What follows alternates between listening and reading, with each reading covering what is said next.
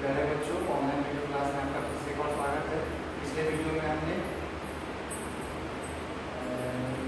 Question बना के देखा था एग्जाम्पल के माध्यम से कि रिवैल्यूएशन का एंट्री हम किस प्रकार से करेंगे, और कुछ क्वेश्चन आपको दिए गए थे बना के लाने के लिए। जैसे एसके सिंह के बुक से जो स्टूडेंट अध्ययन कर रहे हैं उनके लिए क्वेश्चन था 14, 15, 16। तो हम लोग देखते हैं क्वेश्चन नंबर 14 जो आपका पेज नंबर है 196।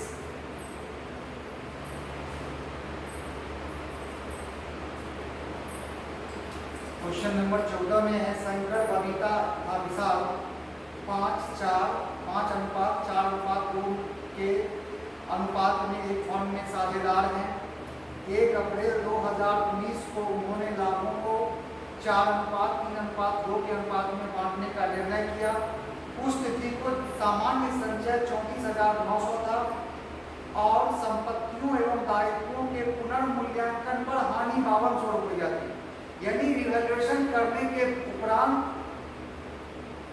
हानि है कितना है, 5200 रुपया।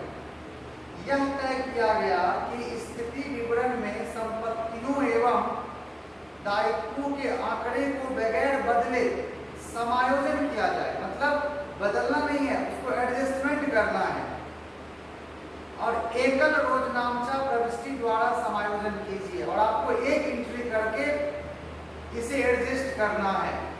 तो जब कहता है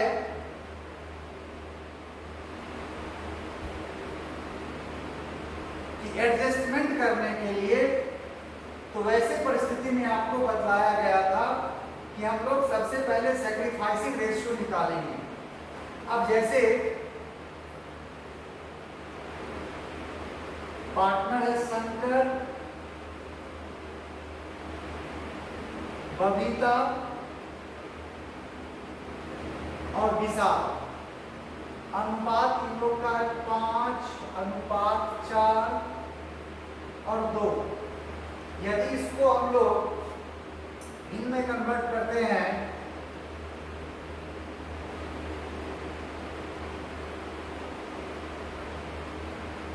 ये आपका हो गया ओल्ड रेशियो। अब इन्होंने निर्णय किया कि लाभ हानि को 4:3:2 में बांटा जाए। तो 4/9, 3/9 और 2/9, ये आपका हो गया न्यू रेशियो। अब चूंकि सैक्रिफाइसिंग रेशियो बराबर old ratio minus new ratio. अब आपका पार्टनर शंकर, बबीता और विशाल 5/11 माइनस 4/9, 4/11 माइनस 3/9 और 2/11 माइनस 2/9।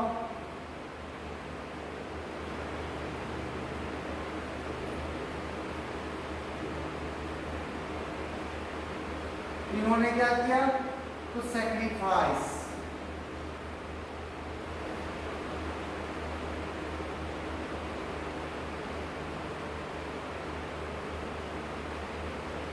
इन्होंने भी किया सैक्रिफाइस, और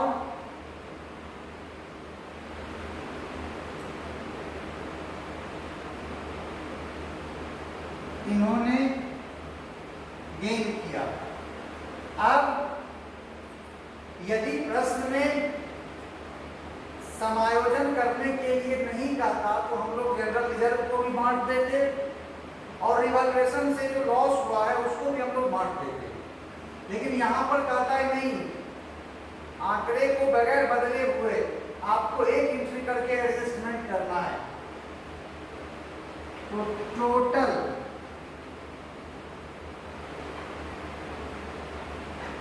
जनरल रिजर्व ये आपका 34,900 और जिसमें से हम लोग लेस करेंगे लॉस ऑन रीवैल्यूएशन। यदि प्रॉफिट रहता तो उसे हम लोग ऐड करते।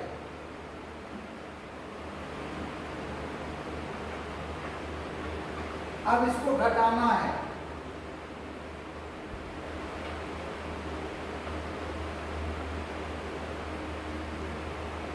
$29,700। अब total profit of the firm 29,700, इसीलिए शेयर ऑफ शंकर 29,700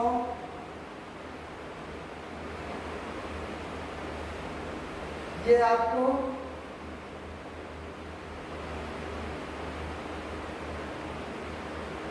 300, इसीलिए शेयर ऑफ बबीता 700 में 3/99 900, और इसीलिए शेयर ऑफ विशाल 29,700 4/99 यानी 1200। तो आपको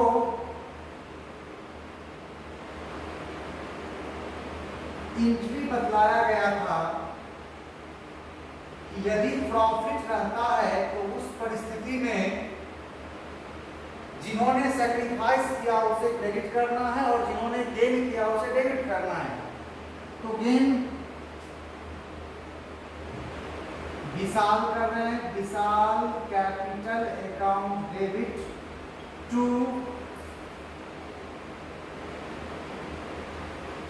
Shankar capital account to Babita capital account being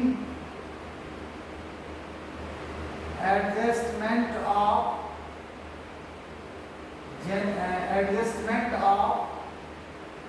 general reserve and loss on revaluation। तो विशाल के खाते को कितना से डेबिट किया जाएगा? 1200 से, और शंकर को क्रेडिट किया जाएगा 300 और बबीता को 900।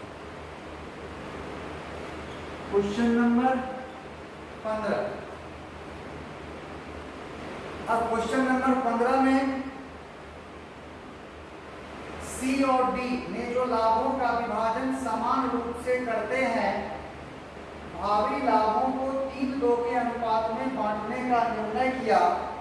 इस उद्देश्य के लिए संपत्तियों और दायित्वों का पुनर्मूल्यांकन निम्नवत किया गया। भवन 40,000 से बढ़ जाएगा, ये प्रॉफिट है। Furniture and creditor will decrease by 4,000 and 2,000, यानी आपका फर्नीचर और महाजन जो है वो कम हो गया। तो यदि फर्नीचर आपका कम होता है तो ये आपके लिए लॉस, और क्रेडिटर यदि कम होता है तो ये आपके लिए प्रॉफिट।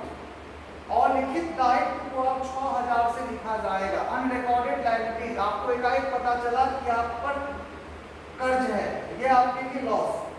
सामान्य संचय का शेष 40,000 था और लाभ हानि खाता में 20,000 का डेबिट शेष था। उपयुक्त का लेखा करने के लिए आवश्यक जर्नल प्रविष्टियां कीजिए। आपसे कहता है इसका एंट्री करने के लिए।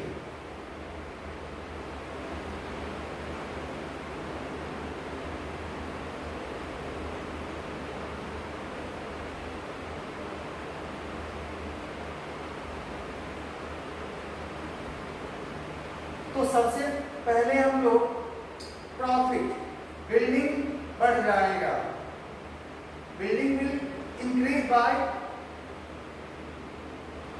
40,000। अगर बिल्डिंग यदि आपका बढ़ रहा है तो आपके लिए प्रॉफिट हो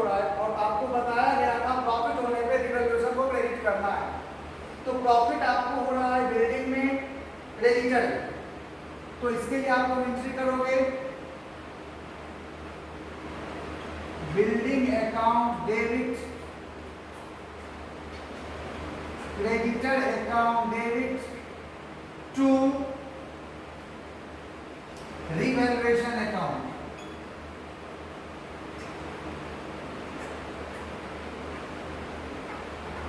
Being increasing value of building and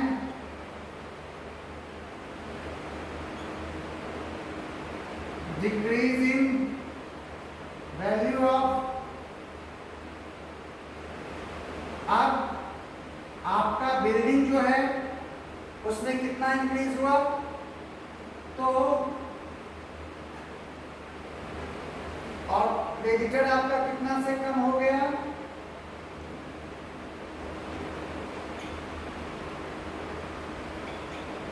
अब इसके बाद आपको कह रहा है कि फर्नीचर जो है वो भी कम हो गया।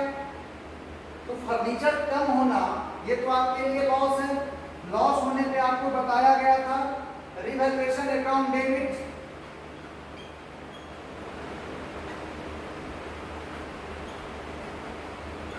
To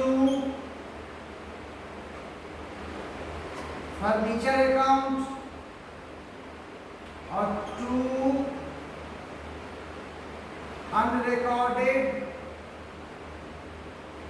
liability account being decreasing value of furniture and recorded in unrecorded liability। अब आपका फर्नीचर का मूल्य कितना से कम हो गया, तो 4000 से, और आपको पता चला कि आपका अनरिकॉर्डेड लायबिलिटीज 6000 है।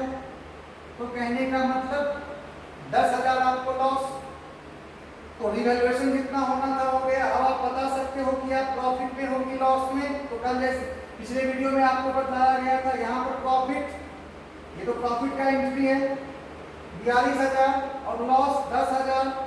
तो आप प्रॉफिट में हो कि लॉस में, तो आपका प्रॉफिट ज्यादा है कितना से, 32000 से। 42000 में से 10000 माइनस कर देंगे तो 32000। अब ये 32000 को क्या किया जाएगा, तो जो पार्टनर है वो ओल्ड रेशियो में से बांट लेंगे, क्योंकि एडजस्टमेंट करने के लिए नहीं कह रहा है।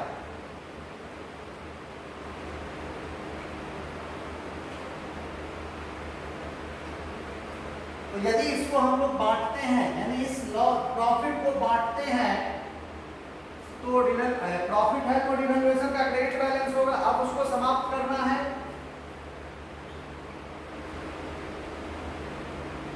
रिवैल्यूएशन अकाउंट डेबिट, अब पार्टनर जो है वो है आपका सी और D. To C capital account और 2D capital account being profit on revaluation transferred to partners capital account. अब रिवैल्यूएशन में कितना प्रॉफिट हो रहा है, 42000 माइनस 10000 यानी 32000। अब इसको आप लोग बांटोगे कैसे, तो ओल्ड रेशियो, आपका ओल्ड रेशियो जो है वो समान रूप से है, तो समान रूप का मतलब बराबर बराबर करके बांट देना है। उसके बाद आपको कहता है कि जनरल रिजर्व में 40000 का बैलेंस था। अगर हम लोग रिजर्व को बांट लेते हैं, general reserve account debit to C capital account 2D capital account being general reserve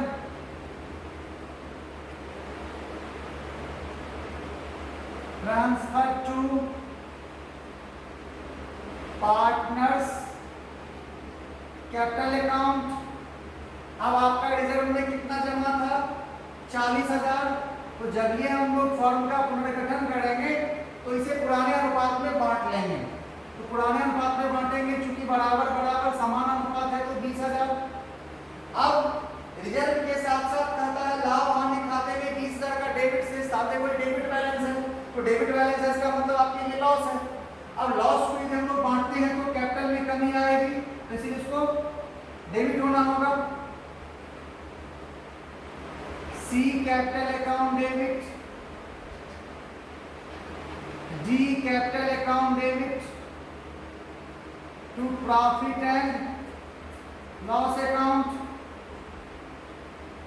being loss transferred to partners capital account. अब लॉस आपका कितना दिया हुआ है? 20,000। तो इसको किस अनुपात में बांटा जाएगा? पुनर्गठन हो रहा है, पुराने अनुपात में 10,000 और 10,000। यदि इसी को कहता है कि मैं एक एंट्री करके आपको एडजस्ट करना है तो इसमें हम लोग सैक्रिफाइसिंग रेशियो निकालते फिर उसको एडजस्ट करते। लेकिन प्रश्न में इस तरह की इंफॉर्मेशन नहीं दी गई है। आपसे कहता है कि जो एंट्री बन पाता है वो आप एंट्री करो।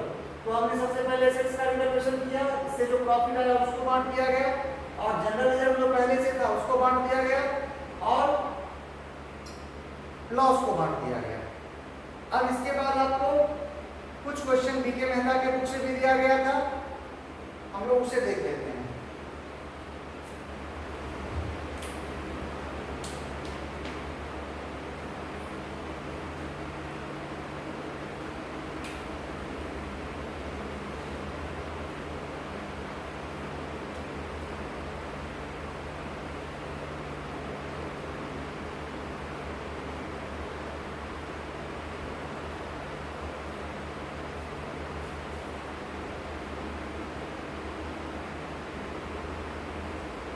इसमें आपका क्वेश्चन नंबर था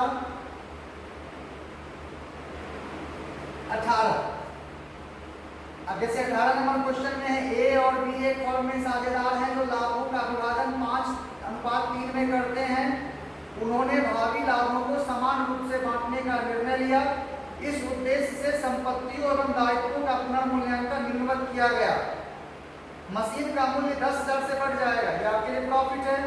फर्नीचर का मूल्य 2,000 से कम हो जाएगा, यह आपके लिए लॉस है। भूमि का मूल्य 20,000 से बढ़ जाएगा, यह आपके लिए प्रॉफिट है।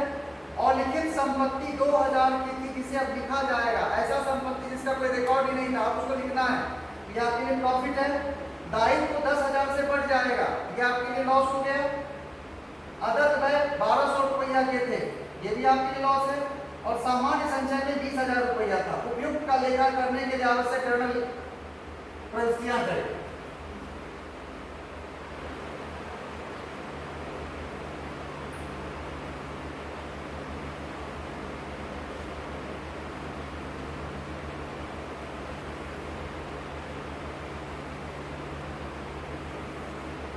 चलिए सबसे पहले तो मशीन का मूल्य, machinery will increase by 10,000। Machine यदि बढ़ गया तो आपके लिए प्रॉफिट हो रहा है, तो प्रॉफिट होने में आपको बताया गया था रिवैल्यूएशन को क्रेडिट करना है, तो जितना भी प्रॉफिट होता है सबको हम लोग लिख लेते हैं।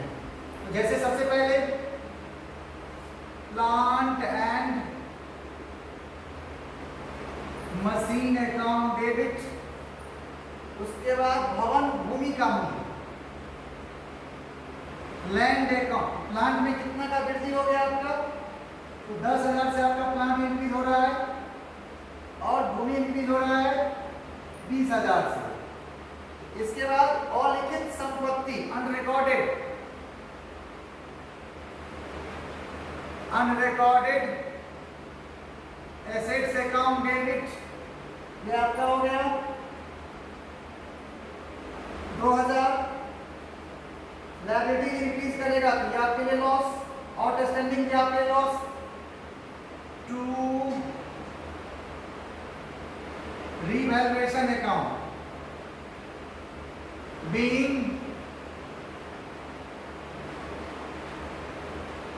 increase in value of plant and land recorded of unrecorded assets, यानी टोटल प्रॉफिट आपका 32,000। इसके बाद लॉस, तो लॉस होने में आपको बताया गया था रिवैल्यूएशन को डेबिट करना है, रिवैल्यूएशन अकाउंट डेबिट। आपको लॉस हो रहा है furniture, to furniture account, to liability account, to outstanding expenses account। अब फर्नीचर में आपको कितना लॉस हो रहा है? 2,000।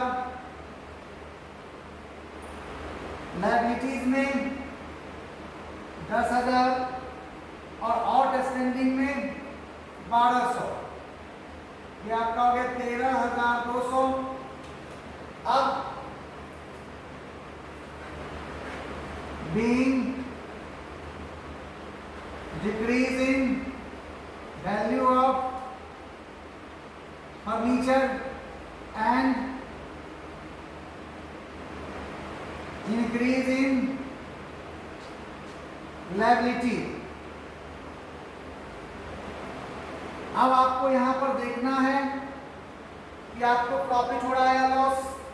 तो प्रॉफिट आपको कितना हुआ था? 32,000, और लॉस हो रहा है 13,200।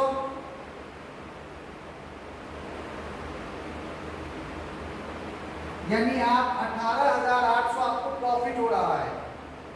अब इस प्रॉफिट को क्या किया जाएगा? सभी पार्टनर में बांट दिया जाएगा। किस अनुपात में? ओल्ड रेशियो में। तो प्रॉफिट को यदि बांटते हैं तो रिवैल्यूएशन का क्रेडिट बैलेंस हुआ है, उसको डेबिट करना है।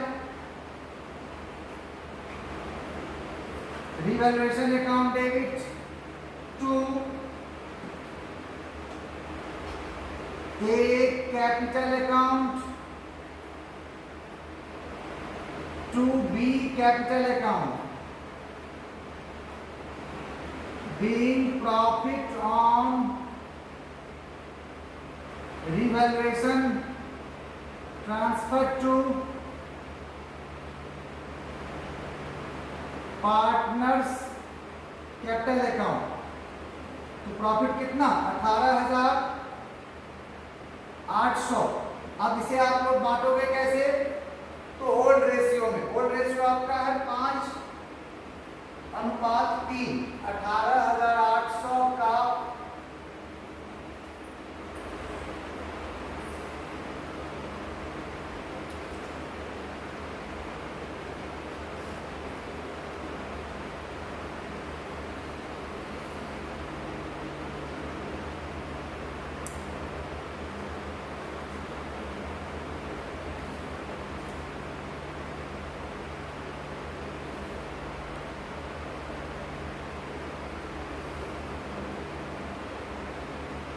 11,750 और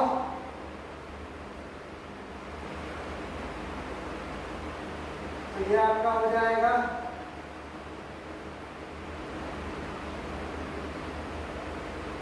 7,050। अब इसके बाद कहता है कि सामान्य संचय भी था, तो जनरल लीजर को यदि हम लोग बांट लेते हैं, क्योंकि रिकंस्ट्रक्शन हो रहा है, पुनर्गठन हो रहा है, तो general ledger account debit to A capital account to B capital account, being general ledger transfer to partners. अब रिजर्व कितना है? क्योंकि इस फर्म का पुनर्गठन हो रहा है, उसे बांट दिया जाएगा 20,000। अब इसको यदि हम लोग बांट लेते हैं पुराने अनुपात में,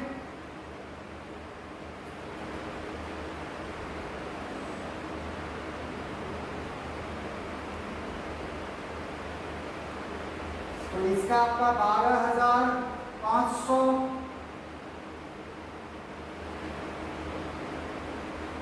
और